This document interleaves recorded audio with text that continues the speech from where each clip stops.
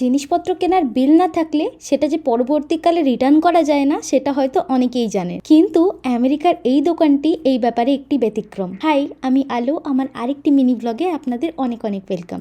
আমেরিকার এই দোকানটি, যার নাম কস্টকো, এটি একটি হোলসেল মার্কেট। এখান থেকে যে কোনো জিনিস কিনতে গেলে কিন্তু প্রথমে যেটা লাগে সেটা হলো মেম্বারশিপ ছাড়া কিন্তু এখানে শপিং করা যায় না। তো প্রায় 3 মাস আগে আমি এই ইমলি বাইটসগুলো কিনেছিলাম খাবো বলে, কিন্তু বাড়ি এসে সেটা আর খাওয়াও হয়নি। আর পরবর্তীকালে আমার মুডও চেঞ্জ হয়ে যায় যে এটা আর আমি খাবো না। সেক্ষেত্রে ঠিক 3 মাস পরে আমরা কস্টকোতে এই প্রোডাক্টটা নিয়ে যাই ফেরত। আর এতদিন পুরনো বিল যেহেতু রাখা সম্ভব না, তো ওনারা কি করেন, যে জিনিসটা রিটার্ন করার থাকে সেটা দিলে আর আমাদের যে মেম্বারশিপ কার্ডটা থাকে সেটা ওনারা তখন স্ক্যান করলেই পারচেস ডিটেলস সব ওনাদের কম্পিউটার স্ক্রিনে চলে আসে, আর ব্যাস টাকাটাও ফেরত হয়ে যায় তখনই। রুলটা আমাদের মতো মানুষ যারা বিল কখনো রাখতে পারে না সামলে, তাদের জন্য কিন্তু বেশ লাভজনক, তাই না বলুন?